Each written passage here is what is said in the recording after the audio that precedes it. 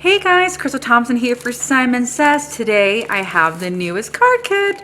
This is Woodland Whimsy and it's absolutely beautiful, and I hope that you guys go and check out the video from Simon Says giving you the full lowdown. For this, we're going to do a card doing the Copic coloring on Kraft cardstock. Honestly, it's the easiest way to Copic color. It's really easy. It hides all the details, that mistakes that we might have, and of course it's super easy. For this, you're going to need the Woodland Whimsy. This stamp set is from the card kit available from November's card kit. However, you can always purchase this separately. Then you're going to need 2 pieces of cardstock, and I'm using the one included in the kit. And then you're going to need Copics and Copic friendly ink, which is a Simon Says stamp premium dye ink in intense black. So let's get started. All right guys, so I have my little woodland critters ready to go on my acrylic blocks, and we're going to be using, I think he's a little mouse. I don't know what this is. Anyways, he's super cute, little gerbil kind of guy. And then we're going to be using one of the leaves and the I love you. So we're going to start by stamping everything in our Simon Says ink. I really love this stuff. Honestly, it's my favorite go-to ink, and not just because I'm using Simon products, but this really is the best ink that I have found for Copic coloring. It makes it super easy, and I feel like you don't have to do any heat setting. I don't know if you heard about that, but sometimes you have to do some heat setting of your ink in order to make it Copic friendly or alcohol marker ink friendly. So again, you don't have to do it with this ink pad. So I have stamped our little gerbil, our little mouse, onto the center of that Kraft cardstock, and this cardstock is included in the kit. But again, if you miss out on the kit because it's sold out, you can totally buy the stamp set without having to scour the internet to buy the used kit. And I do want to tell you there's some huge values when it comes to the kit. So not only are you getting the stamp set, but you do get some beautiful papers and all sorts of stuff. All right, so we have the leaves. Now we're going to stamp the I love you. And when it comes to Copic coloring, I usually don't like to do it on video, and the reason why is that I'm a slow colorer and I don't feel like I can carry the conversation for over 30 minutes. I'm kidding, I don't take that long, but I'm going to show you what colors we're using, and then we're going to begin coloring this image. All right, so before we go and start speeding everything up, let me show you what colors we're using. We're going to do RV32. This is going to be for his little nose. We're going to do R20 for the little blush. We're going to do E13 for the medium range of color. E37, which is going to be the strips and really going to make that hair look.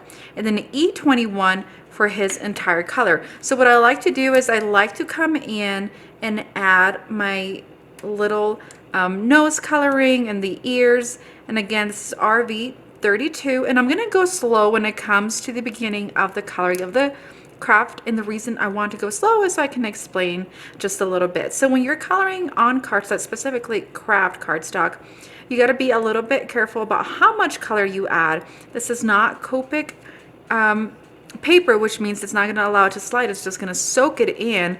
So you want to be sure that when you're adding color, add a little bit, let it soak it in, and then come back, and that way you don't have feathering and you don't have any blotchiness to the colors.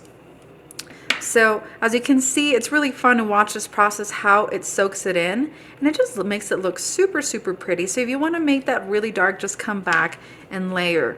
All right, next I'm going to come in with E21, and this is going to be the entire color of my little critters. So I'm going to go around and move this color around all the way through. We're going to add the shadows after we color the entire thing. So think about where your color's coming from, where your light's coming from. So if you're taking any advanced Copic classes, one of the first things they teach you is to see where is that light coming from. In this case, the light is coming from the top, so you're going to have this light spot and then the darker color distributing out. So with that being said, we're just going to flicker the color in, and again lifting the nib of our brush as we come in towards that center. And what that's going to do, it's going to make it look like we have that light at that spot right there. And then you can always come back and add more layers if you feel that your little critter doesn't have enough color. And then the next tip that I can give you is to flip your paper, to move your paper instead of your wrist, especially if you have arthritis or carpal tunnel. It makes it a little difficult to color. So do not let that impair you from coloring. Just move your paper around, and that way all your brush strokes from the marker will be the same. And again, you will see that it soaks it up. It doesn't quite let you move the color like you would on an alcohol-friendly surface, but it's still gonna soak it up quite nicely. See how it's disappearing? I love, love, love that process. And then in the back, you're gonna see where it's soaking up that color. All right, so we have it soaked in, and now we're gonna add some texture. So with the same color, that E21, we're gonna do some stripes. And this really gives critters that really pretty look. So we're just gonna do some stripes and lift. So you can see I've added 2 layers of stripes on this side and 0 on this side, and you can really see how that adds to your coloring. So we're just gonna go ahead and follow the contour all the way through, and be sure to turn your paper as you're doing the lines, and that way they all have that same angle and the same thickness. Okay, now we're gonna move on to our medium shade. So what our medium shade is gonna do is going to shadow and blend other parts. So we're gonna come in and we're gonna add that hair texture to our little guy here. And we really wanna space these apart, because when you add that darker color, it's gonna really make everything pop, and it's gonna make it look like hair. So we're gonna continue all the way through. And then we're gonna shadow. So we're gonna shadow his little hands and the little pads of his foot or his feet. And then we're gonna grab our darkest color, being E37. And these colors aren't necessarily in the color family that you would blend, for example, skin colors. We just had different variations of brown that I felt would look quite nicely with the this Kraft cardstock. And I really like that it looks handmade. It doesn't look printed. It's gonna have such a pretty look. And if you end up mass producing this, the coloring on it was very, very simple to do. So we're just gonna add those little lines, and we're gonna come back with E13. And the more lines you add, the more realistic the fur is gonna look. So I'm gonna do 1 layer of this E13, and then I'm gonna come back with my lightest color and color over it, so we don't have this such straight lines coming into the center. So we're gonna color his little foot there. We're gonna grab E21, and we're just gonna grab all those colors and bring them toward the center. And again, as I mentioned, when you're using cardstock that is not necessarily alcohol marker cardstock, it's not gonna allow you to drag that color very easily. It's just gonna kind of soak it up. So there isn't that rush to work quickly before the color sets in, because it's just not gonna work. All right, so there we have the little critter. It looks blotchy as he's drying out, but it won't end up blotchy. Now we're gonna move on to the leaves of this card. All right, so now we're gonna begin with the leaves. And I feel like leaves, especially fall leaves for this time of year, you really wanna do a tri-color. We're gonna begin with Y02, which is the canary yellow. And all we're gonna do is we're gonna add some of this yellow to the edges of all the leaves. And by doing this, 1 is gonna give it that tri-dimensional color, and then 2, it's gonna make it super, super easy to blend. So don't worry that we're adding the yellow to all the leaves.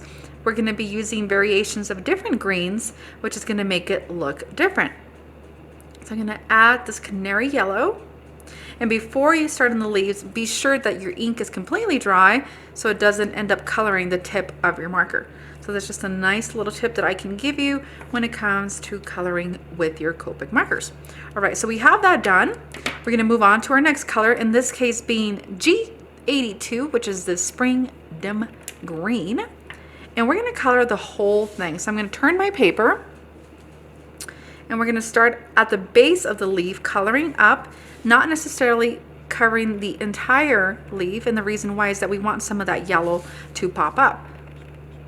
So again, I like to turn my cardstock instead of twisting my arm to get these different angles. And it's important to follow the angle, whatever it is that you're coloring. So what do you mean, you're probably asking? So for example, you see this leaf is turning down, you really want to grab and have your coloring come down.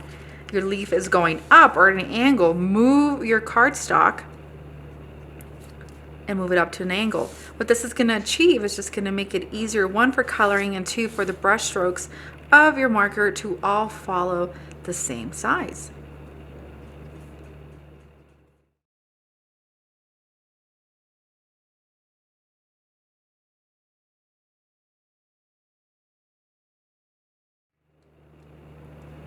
Okay, now we're going to move on to the next color, which is YG45, and this is going to be the shadow for our leaves. So we're going to start adding just a little bit of shadows at the base of the leaves, and again, flip your paper over instead of moving your hands around. It just makes it so much easier. And if you miss one, you just color the entire thing.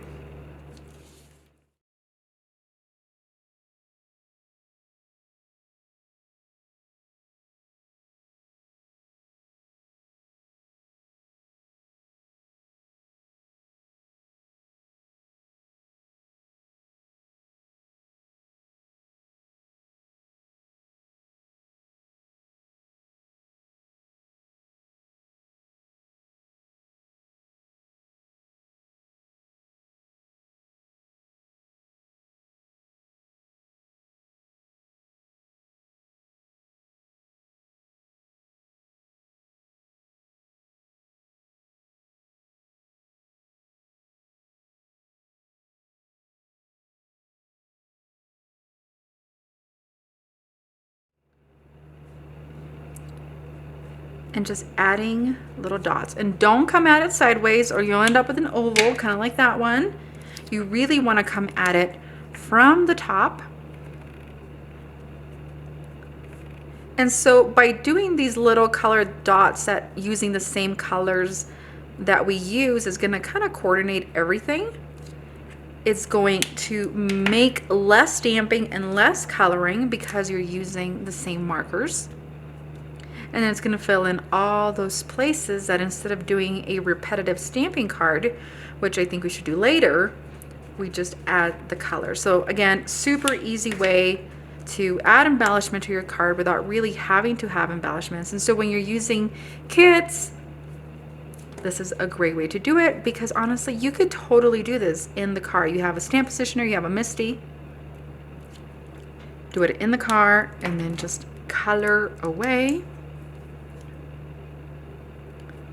And I'm leaving the darkest color, which is this E37, which we use for the stripes, at the end, so it doesn't overpower